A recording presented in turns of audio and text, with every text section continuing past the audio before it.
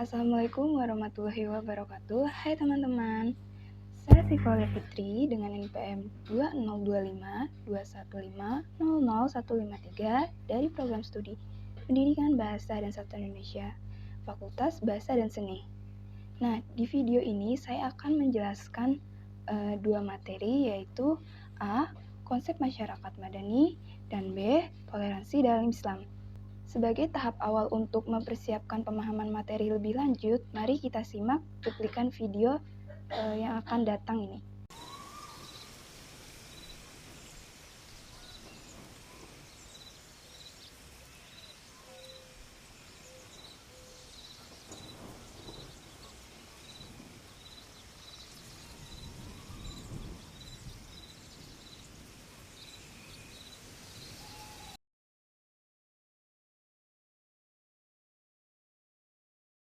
Nah, masyarakat madani atau sering dikenal istilah civil society adalah sebuah gagasan eris yang mengejawantah di berbagai tatanan sosial, di mana hal terpenting dari gagasan tersebut adalah usaha yang menyelaraskan berbagai konflik kepentingan, seperti kepentingan masyarakat, individu, dan juga negara menurut Mun'im tahun 1994. Nah, jadi secara garis besar, masyarakat madani ialah wujud sempurna dari tatanan sosial yang menjunjung besar nilai-nilai kebebasan, keadilan, toleransi, serta partisipasi masyarakat.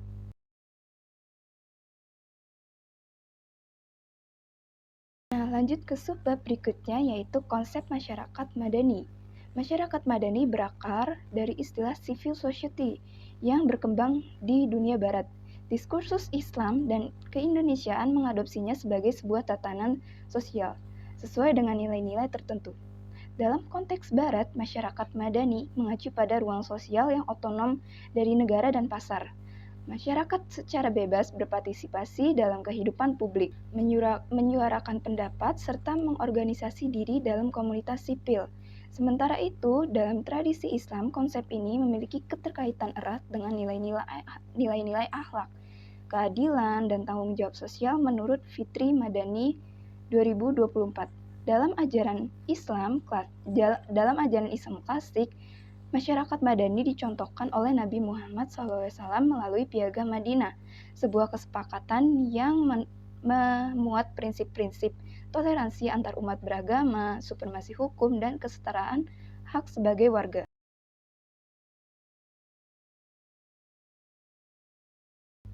Nah, masuk ke subbab ketiga, yaitu ciri-ciri masyarakat madani. Nah, ciri-ciri yang pertama adalah masyarakat madani memiliki peradaban yang tinggi. Maksudnya apa? Jadi masyarakat madani dapat dikatakan sebagai kelompok masyarakat yang tinggi karena mengakui kekuasaan Tuhan Yang Maha Esa. Jadi setiap kelompok masyarakat madani memiliki adab dan tata krama yang baik, sehingga setiap orang di kelompok tersebut bisa saling menghormati satu sama lain. Nah, ciri-ciri yang kedua adalah menjunjung tinggi nilai sosial. Nah, ciri khas dari masyarakat madani ini adalah menjunjung tinggi nilai-nilai sosial. Dalam artian lain, setiap individu pada kelompok masyarakat madani ini sama-sama mematuhi aturan, hukum, norma yang berlaku di masyarakat tersebut. Nah, lalu ciri-ciri yang ketiga adalah mengutamakan kesamaan derajat masyarakat. Nah, jadi masyarakat madani ini lebih mengutamakan kesamaan derajat atau kesederajatan, sehingga tidak ada yang merasa lebih tinggi atau lebih rendah. Bahkan dalam masyarakat madani, semua orang itu memiliki hak untuk berpendapat, memiliki hak untuk menjadi seorang pemimpin, dan sebagainya. Nah, ciri-ciri masyarakat madani yang keempat adalah ruang publik bersifat bebas. Kenapa bersifat bebas? Karena dalam hal ini mengarah pada kebebasan berpendapat. Siapa saja dari ras manapun, agama manapun, semua bebas menyatakan pendapatnya. Nah, yang keenam, terciptanya keadilan sosial. Maksudnya apa? Sebab salah satu tujuan dari pembentukan masyarakat madani ini adalah untuk membangun keadilan sosial. Jadi setiap individu memiliki hak dan kewajiban yang sama jika sudah berumur 17 tahun, seperti memiliki KTP, memiliki hak untuk pemilu, dan sebagainya. Dan ciri-ciri yang terakhir atau ciri-ciri yang keenam adalah terbentuk partisipasi sosial. Nah, maksudnya apa? Jadi, setiap masyarakat madani ini membangun hubungan sosial yang baik. Nah, maka dari hubungan sosial yang baik, maka terciptanya keadilan sebagaimana penjelasan sebelumnya. Maka dibutuhkannya partisipasi tidak hanya kelompok tertentu, tapi semua kelompok, semua individu masyarakat. Nah, salah satu ciri-ciri masyarakat seperti ini terbentuknya partisipasi sosial di mana seluruh individu di masyarakat memiliki partisipasi di dalam kegiatan yang diadakan disesuaikan dengan kemampuan dan keterampilannya masing-masing.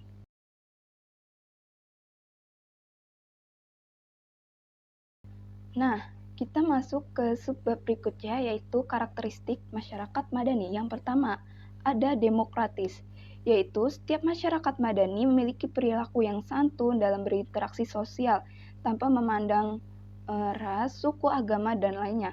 Setiap individu di dalam kelompok masyarakat madani dianggap sebagai memiliki hak dan kewajiban yang sama. Tidak ada istilah ras tertentu yang lebih mayoritas, lebih minoritas, atau program yang lainnya gitu. Nah, karakteristik yang ketiga adalah toleran. Maksudnya apa? Jadi setiap masyarakat madani memiliki sikap toleran yang dikembangkan dalam kelompoknya, yaitu untuk saling menghargai, menghormati setiap individu dari kelompok lain maupun dari kelompok sendiri. Dan karakteristik ketiga adalah pluralisme. Nah, pluralisme sendiri adalah sebuah paham yang mengakui adanya keberagaman dalam masyarakat. Jadi, kelompok masyarakat madani tentunya akan ada banyak perbedaan, seperti contohnya yang sudah disebutkan sebelumnya. Kemudian, dari perbedaan itu bisa menjadi tempat kita saat menemukan suatu masalah untuk berdiskusi. Ada pentingnya bahwa masyarakat akan berhadapan dengan banyak perbedaan, membuat masyarakat madani lebih menyikapinya dengan baik. Karakteristik yang terakhir atau yang keempat, keadilan sosial. Maksudnya apa? Jadi di mana ada keadilan merata dan dirasakan oleh setiap individu di dalam kelompok tersebut. Keadilan ini merupakan hak dan kewajiban bagi setiap individu. Nah, karakteristik dalam masyarakat madani memastikan setiap individunya itu memiliki hak dan kewajiban yang sama sehingga tidak ada yang lebih tinggi, lebih rendah.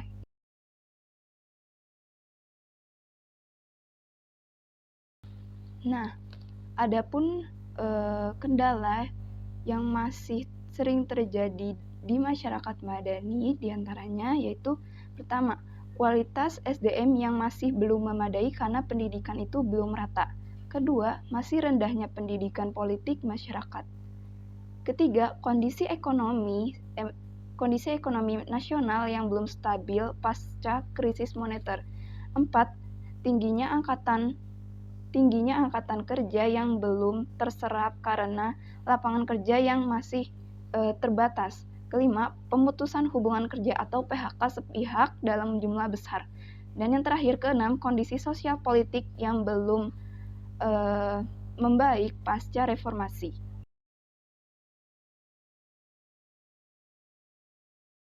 Nah, oleh karena itu, dalam menghadapi perkembangan dan perubahan zaman pemberdayaan civil society, perlu adanya ditekankan beberapa peran, yaitu yang pertama ada sebagai pengemban masyarakat melalui upaya peningkatan pendapatan dan pendidikan. Kedua, menjadi suara bagi masyarakat yang teraniaya atau tidak berdaya untuk membela hak-haknya dan kepentingan mereka. Contohnya seperti masyarakat yang pengangguran, kelompok buruh yang tidak digaji atau di PHK secara sepihak dan lainnya. Ketiga, sebagai kontrol terhadap negara. Dan keempat, menjadi kelompok kepentingan atau interest group atau kelompok penekanan pressure group. Dan yang terakhir atau yang kelima, masyarakat madani dasarnya merupakan suatu ruang yang terletak antara negara di satu pihak dan masyarakat di pihak lainnya. Dalam ruang lingkup tersebut, terdapat sosialisasi warga masyarakat yang masih bersifat sukarela dan terbangun sebuah jaringan hubungan di antara asosiasi tersebut, misalnya berupa perjanjian, koperasi, kalangan bisnis, rukun warga, rukun tetangga, dan terbentuknya organisasi-organisasi lainnya.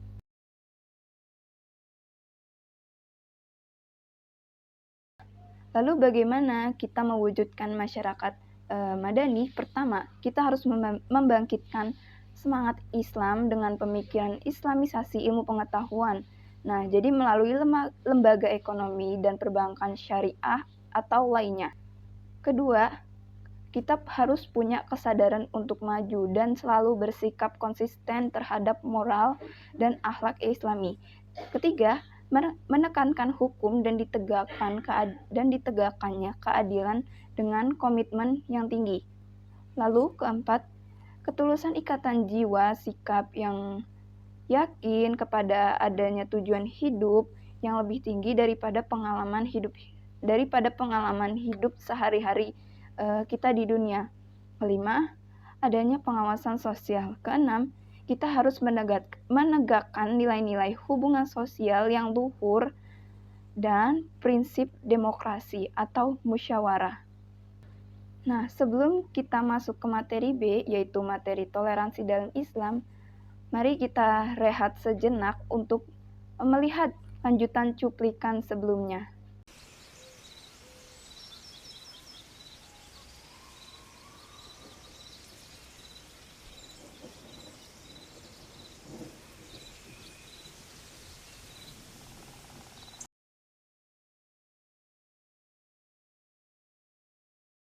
Nah, sekarang kita akan masuk ke materi B, yaitu toleransi dalam Islam. Apa sih itu toleransi? Nah, jadi toleransi secara umum dapat diartikan sebagai sikap manusia agar saling menghargai dan menghormati perbedaan yang ada.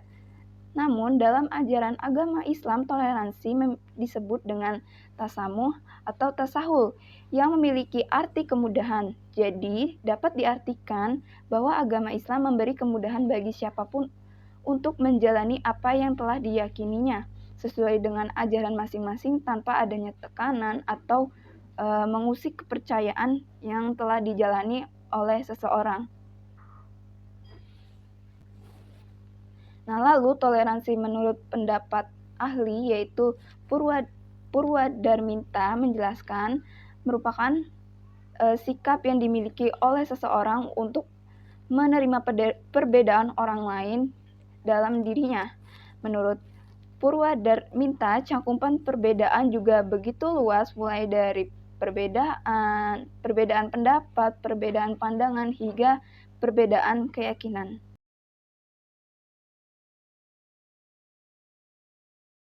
Kita masuk ke subbab berikutnya, yaitu tujuan toleransi. Kenapa sih kita harus toleransi? Kenapa sih kita harus menjalankan kehidupan dengan toleransi? Nah, tujuan toleransi yang pertama adalah mampu menjaga keharmonisan antar sesama. 2. Meminimalisir terjadinya perpecahan. 3. Mempersatukan perbedaan yang ada. 4. Meningkatkan perdamaian. 5. Meningkatkan rasa persaudaraan. 6. Meningkatkan rasa nasionalisme. Dan terakhir, mempermudah mencapai mufakat.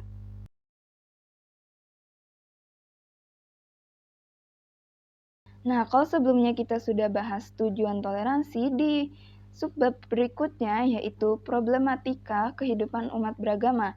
Di sini sudah dirangkum dan menjadi 5F. Nah, apa saja sih 5F tersebut? Nah, F yang pertama adalah fashion. Masih banyak umat beragama yang mengabaikan aturan berpakaian sesuai tuntutan ajaran agamanya, contohnya saja menggunakan pakaian yang terlalu ketat atau yang terlalu transparan sehingga memperlihatkan lekuk tubuhnya, atau tidak memenuhi syarat menutup aurat yang benar. Yang kedua adalah food. Kurangnya perhatian terhadap konsep halalan thayyiban atau halal dan baik. Manusia masih sering mengonsumsi makanan atau minuman yang belum jelas kehalalannya atau tidak bergizi baik, padahal apa yang masuk ke dalam tubuh dapat mempengaruhi ketenangan jiwa dan ibadah. Dan yang ketiga, fun. Kadang kita terlalu fokus untuk mencari kesenangan sesaat atau hiburan yang bersifat sementara. Contohnya saja melalui media sosial atau bermain gadget secara berlebihan, bahkan hiburan yang dilarang agama sekalipun. Nah, hal Ini menyebabkan seseorang melalaikan kewajibannya atau menyanyiakan waktu berharganya. Yang keempat adalah free thinking. Kebebasan berpikir yang kadang tidak terkontrol atau tanpa batasan agama, pemikiran bebas ini bisa melenceng hingga menyentuh ajaran agama dasar keimanan atau tauhid yang membuat seseorang salah dalam memahami sifat Tuhan atau bahkan tidak lagi terikat pada agama tertentu atau agnostik. Nah, yang kelima adalah friction. Kadang ada oknum-oknum orang yang menggunakan agama untuk menciptakan permusuhan, mengadu domba, atau melakukan kekerasan. Nah, tindakan ini membuat agama yang seharusnya menjadi simbol kedamaian justru terlihat menakutkan dan menjadi sumber perpecahan di setiap masyarakat.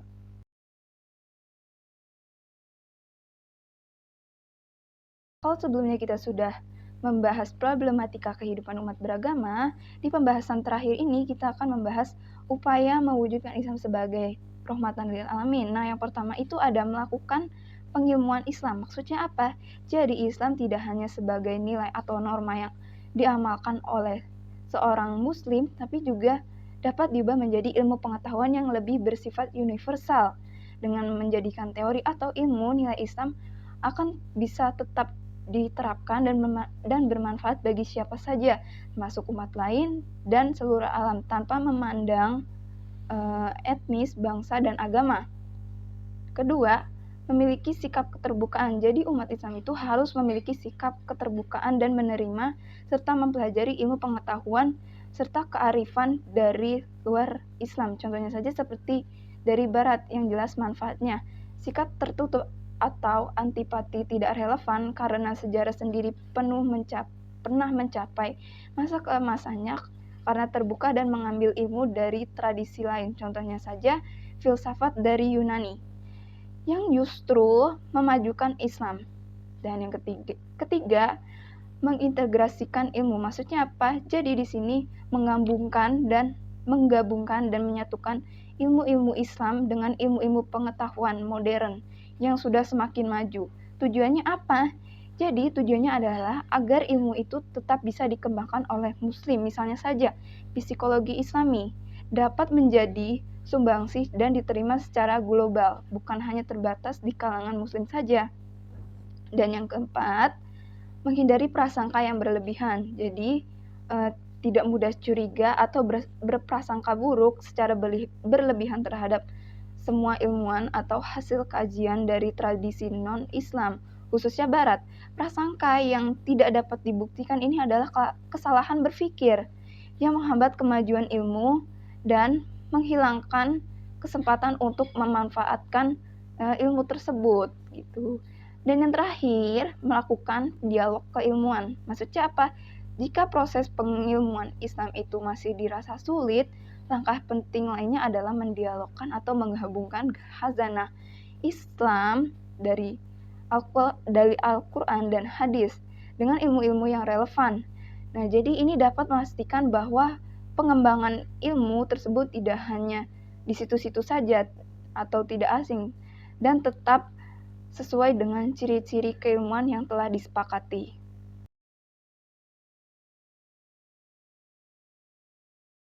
Materi yang sudah dijelaskan adalah intinya masyarakat madani adalah cita-cita bersama dan kuncinya ada pada sikap toleran atau tasamuh yang diiringi dengan kesadaran kritis dan partisipasi aktif serta upaya berkelanjutan untuk mengintegrasikan ajaran Islam yang universal dengan ilmu pengetahuan sehingga dapat membawa rahmat untuk seluruh alam. Nah, karena kita sudah di penghujung video, mari kita tarik nafas sebentar dan kita menonton video atau cuplikan ketiga yang merupakan sambungan dari cuplikan-cuplikan sebelumnya sebagai berikut.